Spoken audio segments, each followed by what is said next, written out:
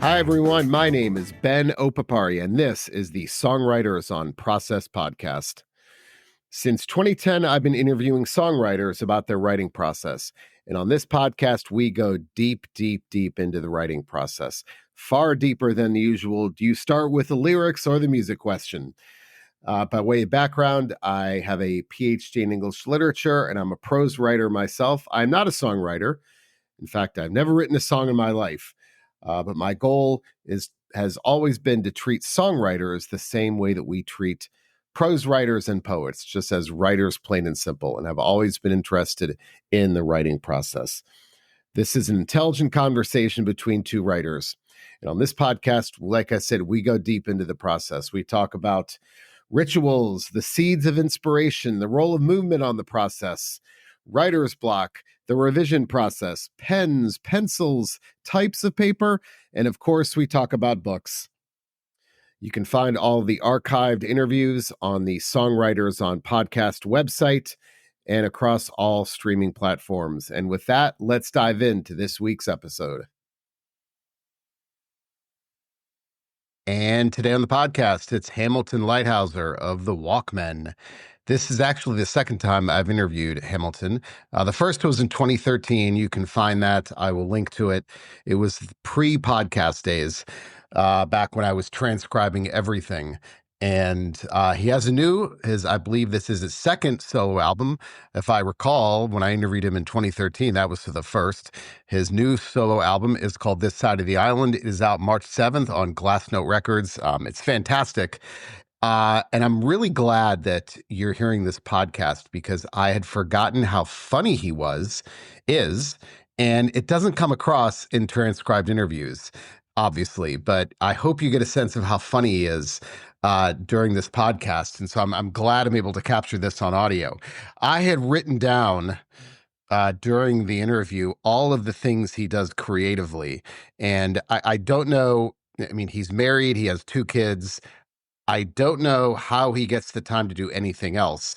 But one of the things he told me was, he says, I keep regular hours, and if I don't write every day, I feel anxious, like I've done something wrong. So he's not only creating every day, but I've written these other things down. He does woodwork. He kite surfs. He is a photographer, or does that on the side. I think it's not his gig, but he does that as a hobby. And he loves to play chess. In fact, he writes music while he plays chess. That's a whole other thing that we get into. But he told me when he was in college, and I think in high school, he was writing music during class. So he's always creating. It's not just the songs, it's all of the other outside things. So I think all of that contributes to how prolific he is, how excellent of a songwriter he is. But as opposed to some songwriters who tell me, no, this is all I do, he's got a whole list of things that he does. But, as I mentioned earlier, he says if he doesn't write every day, he feels anxious. I'm also very happy. I could probably count on 2 hands the number of songwriters who read poetry, but happily, Leithauser is one of those, and we talk about that as well. Anyway, I loved this podcast. He's a hilarious guy. I hope that comes across in this. Again, Hamilton Leithauser's second solo album. The new one is called This Side of the Island. Hamilton Leithauser obviously is the lead singer of the Walkmen as well. And then his new solo album comes out March 7th on Glassnote Records. One more thing. I interviewed his bandmate, Walter Martin, on the pod probably a couple of years ago. You can find that too. But enough of me. Here is Hamilton Leithauser on Songwriters on Process. How important is it for you to create in some fashion every day? Is it important to create even if things are bad, or do you feel like forcing the issue can make things derivative? I keep very regular hours, and if I don't get to a point where I'm writing something every single day, I feel very anxious, and I feel like I'm doing something wrong, and I feel like I haven't gone to work, or I haven't validated my day somehow. But one thing I have learned is that doesn't necessarily always have to be writing music. So I actually just drive my wife completely insane because I'll just start doing these like projects. Like I started doing a lot of woodwork. And I started building a lot of stuff in our house. And for instance, today I'm building these huge sound baffles for the ceiling in my studio, which I actually need to do at some point, but it's a really big project. And so I try to like, I don't know, I sort of can't ever stop doing stuff. And that's, that sounds like patting yourself on the back, like, wow, I've got this great work ethic, but it also means you're a little bit maniacal and maybe sometimes you need to just shut up and pause. Um, but that's just who I am. And so I try to, I try to do music most days of the week, but I do try to step away from things too, because I know that like having a new, like a fresh eye on things is always a good idea. So I do like I try to do a lot of photography these days. I'm really bad at it, but it's just a fun hobby. So and I hear this a lot too, that artists will go to other types of creative outlets. But do you do that? Do you like the woodwork thing? Do you find do you see that as a creative outlet or a way to kind of step away from music so that you can return to it in a fresher aspect, if that makes sense? Um, Both. I do it because I'm interested in doing it, and it is definitely a creative like uh activity, and it's very, I find it very satisfying. Um, when I complete something, I get sort of a similar feeling to when I complete a song, but at the same time, I'm also very aware that the one that I like the most is music. The problem is you can really just get so, sometimes I work on music for so much, I literally can't listen to music anymore. So I'll come upstairs and people want to put music on, or the girls will want to hear, and I can't hear anything. So I have to put in like noise canceling headphones because it sort of drives me crazy. So I don't listen to music when I am doing anything else. Like if I'm doing woodwork or something, I just do it in silence because I really can't stand. I sort of, you think about it after all these years, you can sort of start thinking about it in weird ways.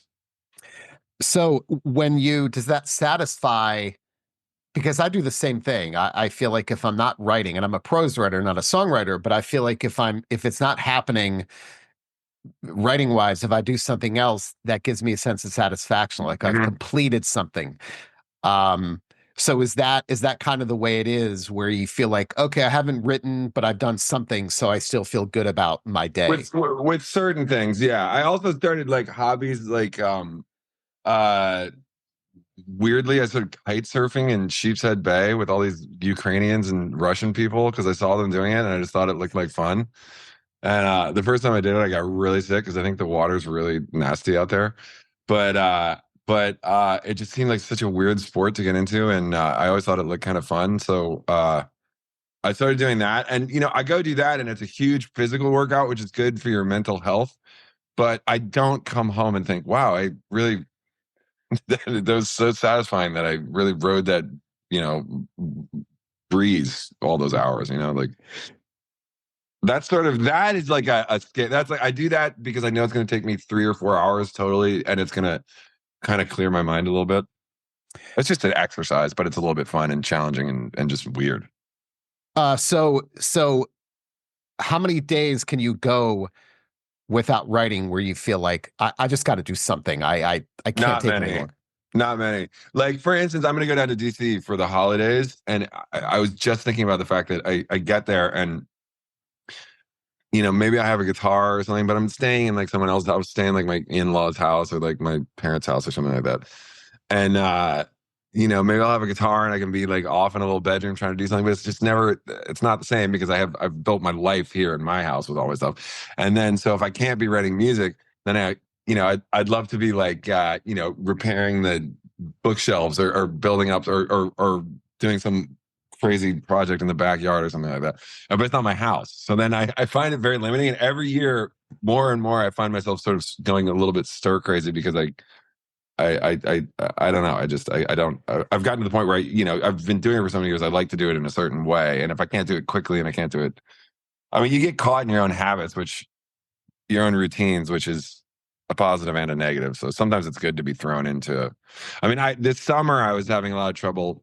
I guess it was last summer writing music, and we went to stay in Long Island for like a month, and I only brought one guitar, and I barely even played it because I thought I was just going to work on my lyrics, and I was just going to limit what I had. And actually, that sort of helped me break through to the other side. It was very frustrating for many days. I was banging my head against the wall, but I did think it gave me a new perspective on the all of the demos and tracks I had lying around when I have all my instruments and I can do whatever I want. And when you limit yourself to, okay, I'm just, I'm going to focus on the very central idea, and I'm only going to be able to do one or two things for a long extended period of time. That was painful, but helpful.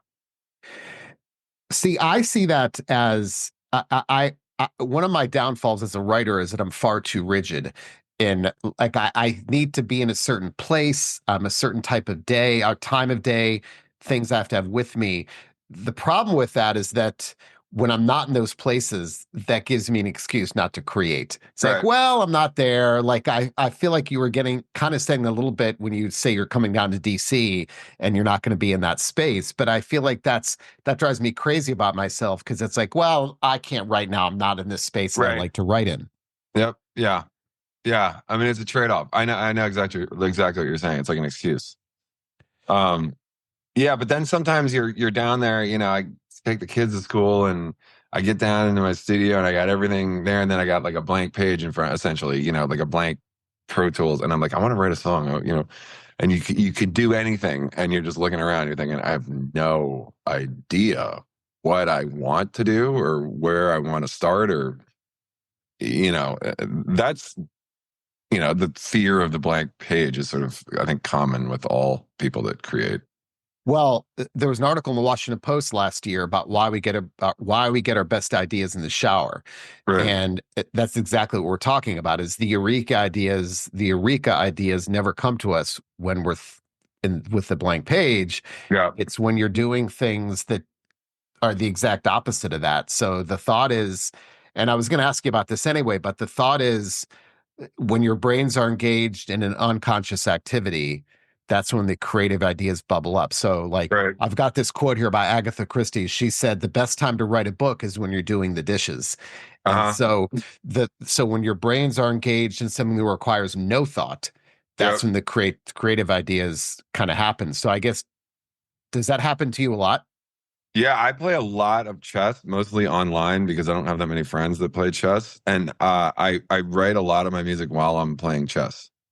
Because I think I should probably be concentrating more on the chess game, to be honest.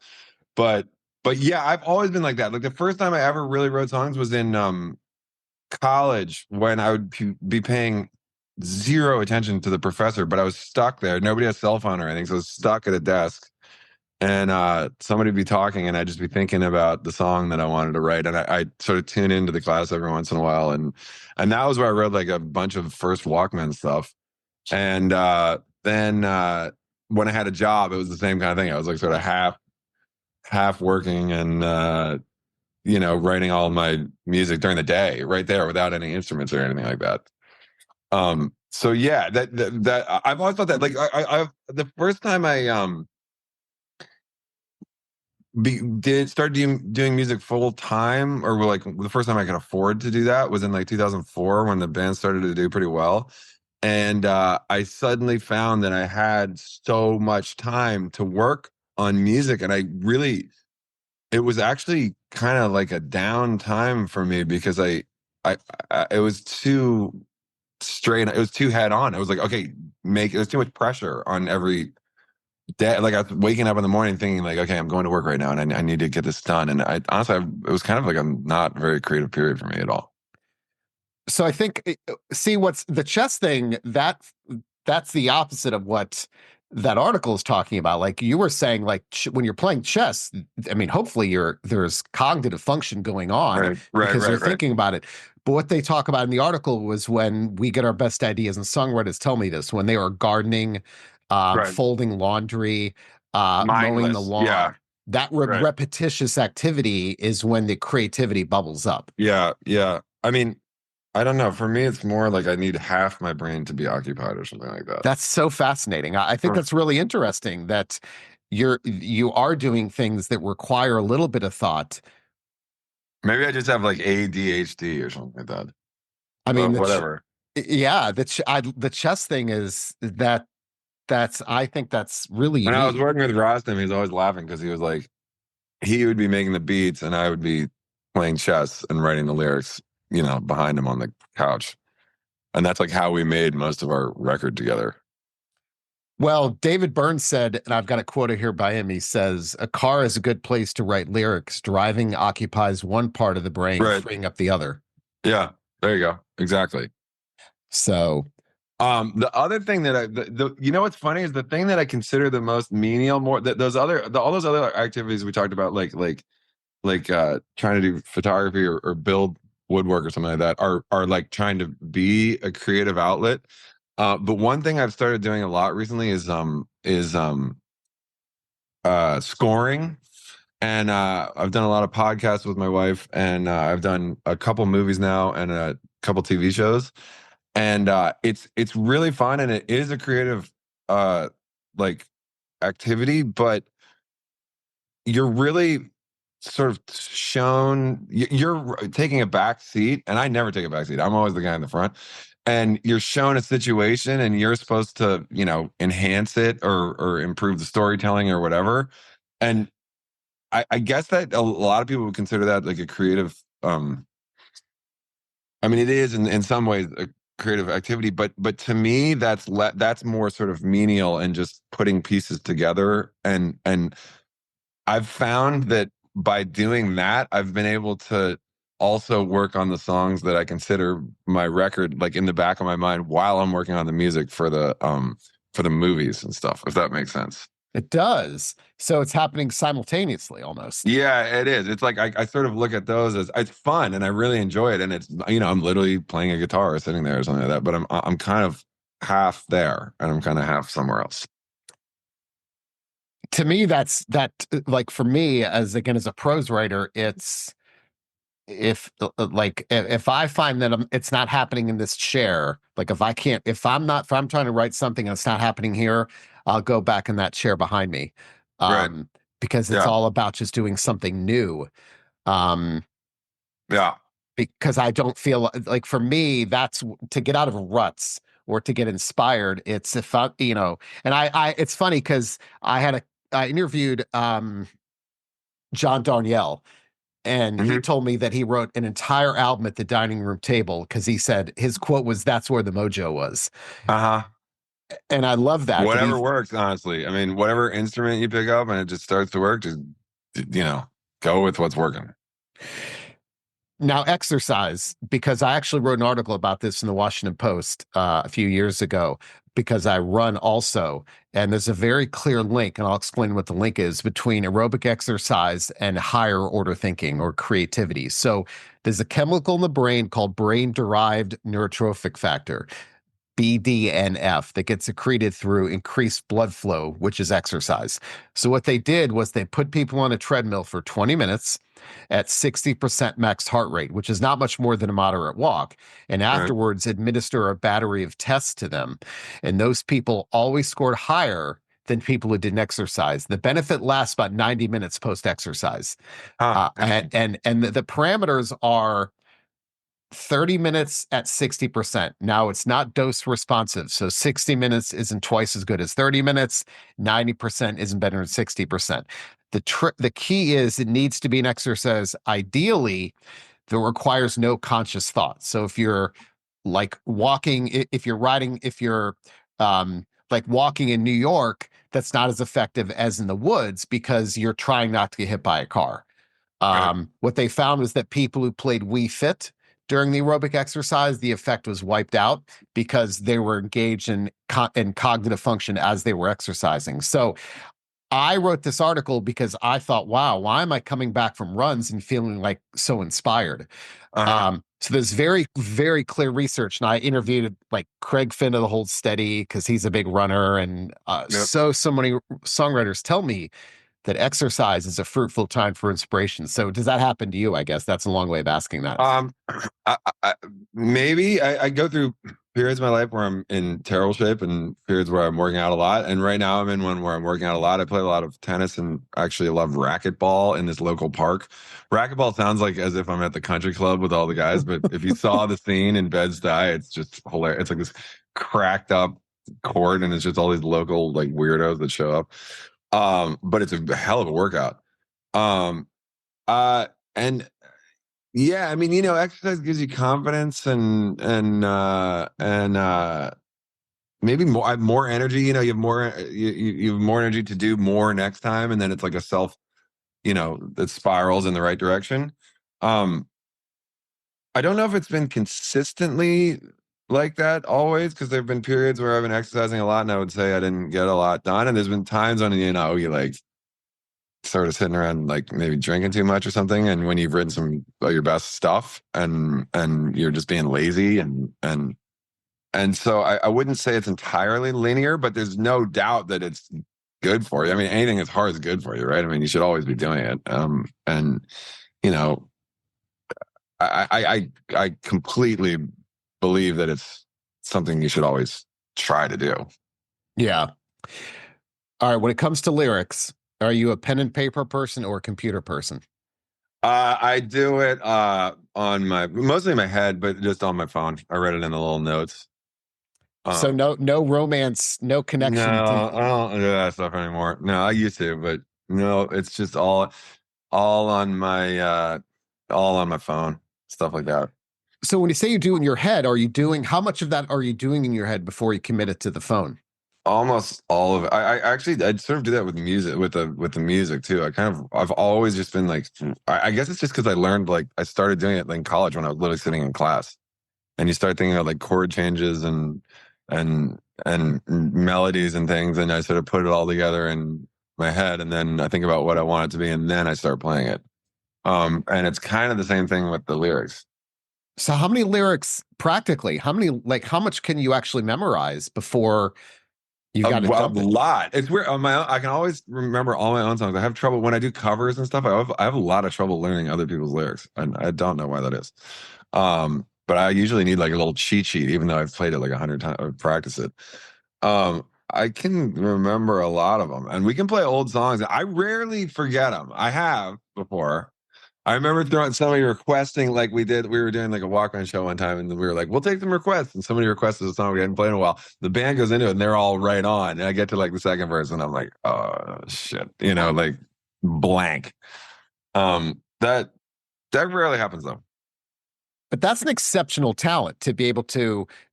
I mean, and I wish I could remember. Some songwriter told me recently that they do revise the lyrics in their head and they won't. God, I remember forgot who it was. They won't commit them to paper until it's almost a completed song lyric wise. And so you're telling me you're able to do that. I mean, I usually do. Yeah, I usually do it that way.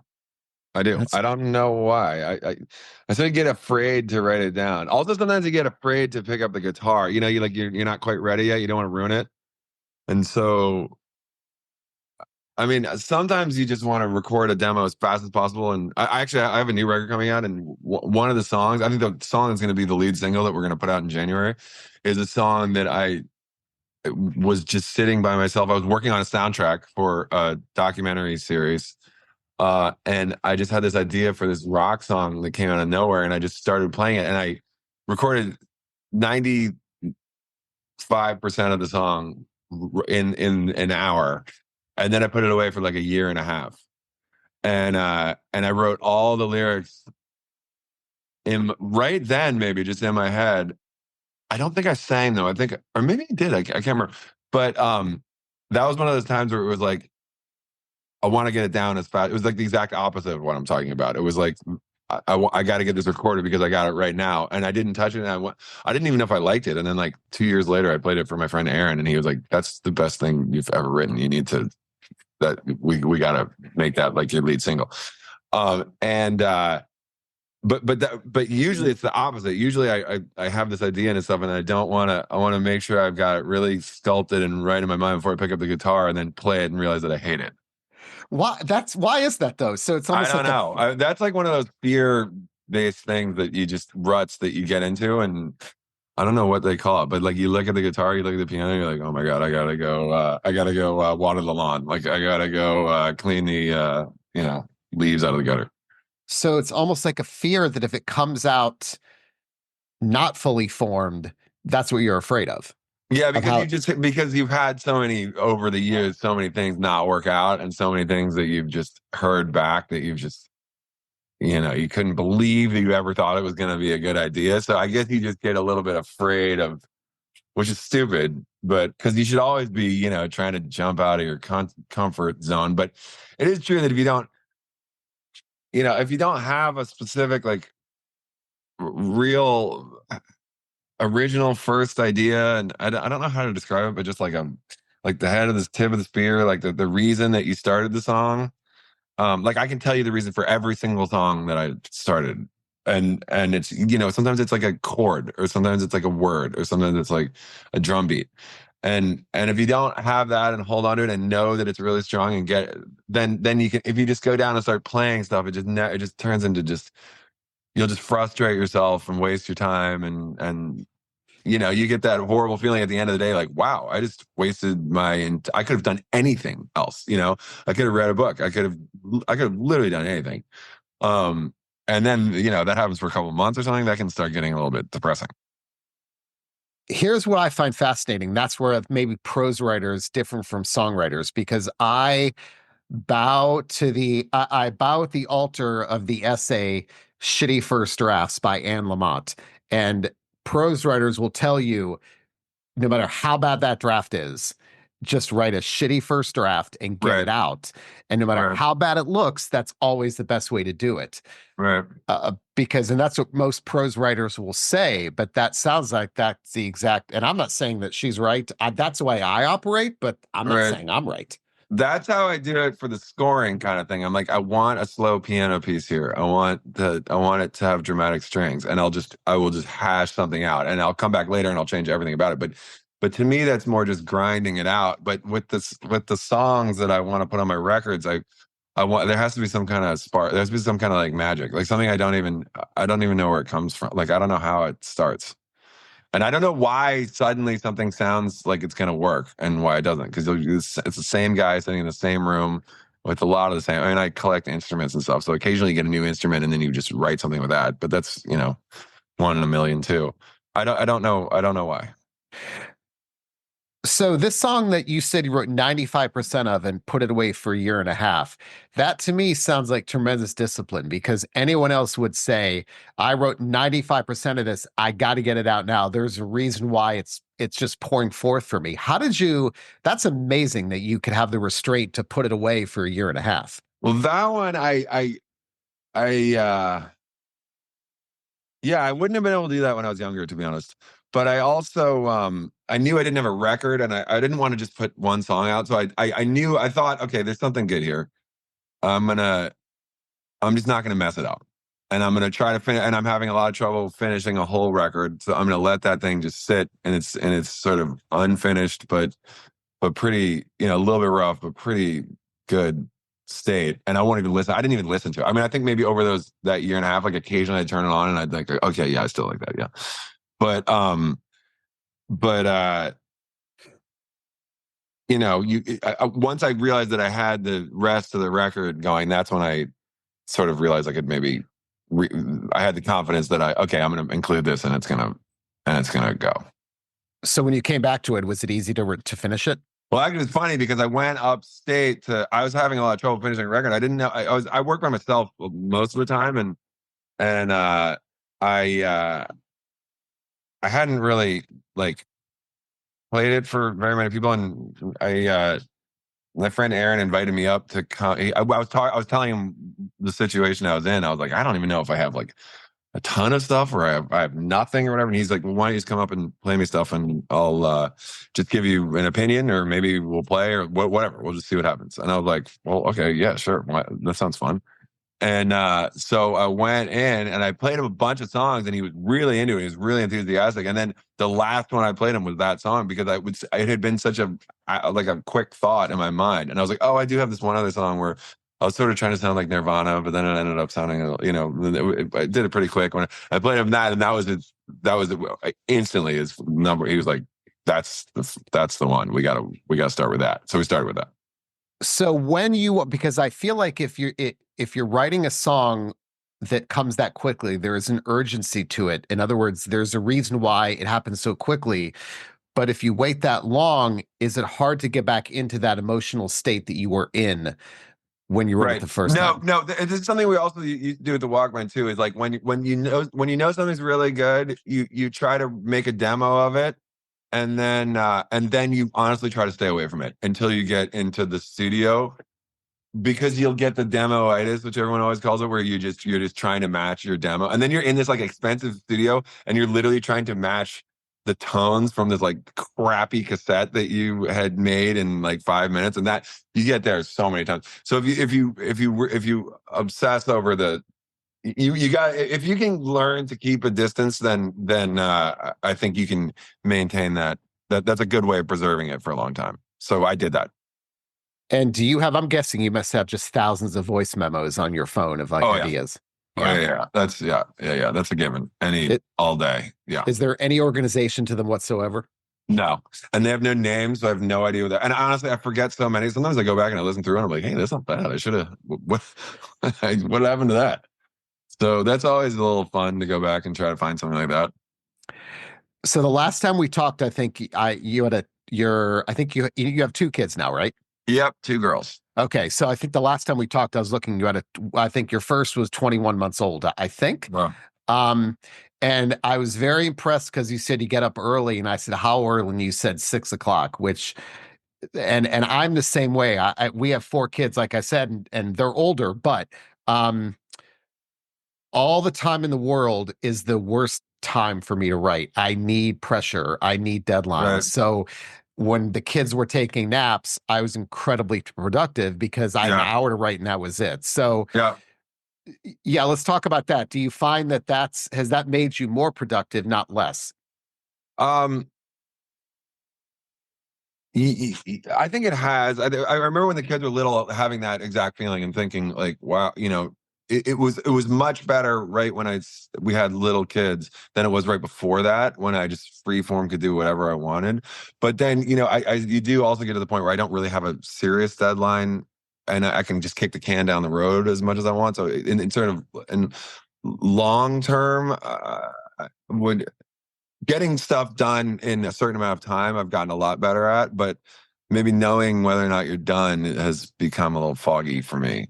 And that's where having like a friend come in and just giving you new perspective is very helpful. But it's you got to have structure. You got to maintain some kind of structure. But can you still write at 6 o'clock in the morning? Well, it's funny actually because these days I haven't been getting up that early, but yesterday I got up at 5 in the morning and I worked from 5 to 7:30, and then went upstairs and dealt with the girls, and actually had a pretty productive morning. Listen, man, I'm the same way. It's I just love random. I don't know. Oh, really? See, I will intentionally get up early because I Well, that's find that great if you can't. Yeah, I don't know. I just been sleeping later recently. I don't know why. Um, but that's great. Yeah, if you can do stuff in the morning, yeah, I used to just like wake up I've always done better in the morning than the evening. It's funny because a lot of the guys I used to work on the Walkman were all like evening guys, and they want to start at like 8 or 9 at night, and I'm just kind of like ready for like a beer and like nodding off at that point.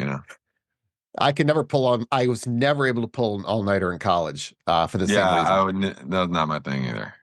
Um, okay, so I have a couple of quotes from writers here I'd like you to respond to as a songwriter. So this is one that I just uncovered from Rilke, and this is: surely all art is the result of one's having been in danger, of having gone through an experience all the way to the end where no one can go any further. And I love that idea that art is the result of having been in danger. So, how often do you get the urge to write rather than I should be writing? Right, I'm the talking guilt. about I have to write kind of thing. Uh huh. It's funny to separate the two, because there is the time when you're sort of inspired and you're just doing it kind of naturally, and there are the times when you're telling yourself, I need to be sitting here right now working, otherwise I'm not like a responsible adult, or otherwise I'm not doing my job. um how often, I don't know. I mean, I always want to. That's the thing. Like, I do all these other things to sort of occupy my mind so that I can maintain sanity when I'm finally sitting down and working. I don't know. How often does like the lightning strike? sometimes it'll happen a lot at one time. Sometimes, and then sometimes just nothing for a long time. So I honestly, I don't really have a good answer to that. I don't know. Yeah, but not like like I work out because I feel like I should be working out, and that's why I want to work out. But the urge to work out, Right. where you feel like, oh, like I have to run, I have to run right now. That's different. It's the like Mhm. that primal urge of Yeah. almost this is a craving I have to satisfy right now. Right. I don't know. I mean, I guess all the time. Yeah. I guess every day. I guess I always want to. Like after this, I have a bunch of things lined up in my mind that I need to go get done. But I sort of do that on purpose. I always line up all these like projects that I have to do that make everything a little bit more panic than they need to be. I drive my wife absolutely crazy.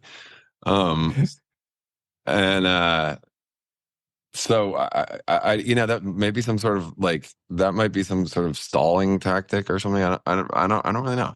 No, I see it the same thing. It's that urge. I don't see those things as different. I think I'm talking your urge is different. It's that feeling that you've got to be doing something. You're probably one of the few songwriters I can probably count on one hand, maybe two, the number of songwriters who read poetry. And the last time we talked, you talked about how you like to read poetry. Um, so let's talk about writing in general. Who are you reading? Who do you like to read? Not necessarily if that influences you. I don't really, if it does, that's great, but I'm always interested in the reading habits of songwriters. Right. I've been reading a lot of new novels recently. For some reason, I went through some phase of thinking, okay, I'm just going to read everything that's new, that's sort of like buzzing. And I'm reading that Paul Lynch book right now that I think maybe just like won an award, like a National Book Award or something like that. Um, it's like a dystopian future kind of thing. I read a lot of prose. Actually, as of like 2 years ago, I tried to finish this record by only singing prose. And I can tell you one thing, that does not work. That's not a good idea. That doesn't work. So that was a bad concept. That was a failed concept. Um, I just got into this guy. I just started reading that Paul sent me. I can't even remember his name, but hold on, I'm gonna look up because Paul Robert Hayden. Do you know him? No, I'm looking at what you told me last time here, but no, From Robert Hayden. Detroit. And I remember like the poem about like his dad's hands. I was at Oh, I some have court. heard of him. Yes, I have Yeah, that's like actually. his most famous poem. But he's got a lot of really cool stuff. So I just sort of rediscovered him, or I don't know how well I knew him before, but that's pretty cool. I'm a genre person, not an author person. So when I read something, I finish something, my Uh-huh. first thought is I want another voice in my head. I don't want that same voice. So which one are you of those two? Uh, it depends on the thing. I mean, like when I discovered like Martin Amis when I was like 23 or something, I was like, I gotta read something else that guy wrote, and then I read everything he ever wrote, and I just thought he was the funniest, like just brilliant, and I still do. Um, I guess actually, yeah. When I really get into an author, like when I finally discovered John Updike, and I read a lot of his books in a row, and then I started liked getting to know his personality over the years, reading interviews with him and stuff. That'll Philip Larkin, I did that with him, and um, Kingsley Amis actually. So but it depends with the newer ones. Often it's like that's just it's kind of fun to just kind of like stay in the loop of what's new and what the New York Times is writing about or something like that. And you definitely don't like all of them. But even that's kind of fun. It's just like going to see new movies. It's just like sort of keeping up with what people are actually doing right now. The one author that so many songwriters turned me on to, I finally had to read him was, and I mention this all the time in interviews, Brees DJ Pancake. Have you ever heard of Brees DJ? Okay, so it's a weird Yeah. name. It's Breece D apostrophe J and then Pancake. And there was an article about him in the New Yorker about 10 years ago. He wrote, and he was called the Hillbilly Hemingway because he's from Appalachia, but he has that same type of writing style as Hemingway.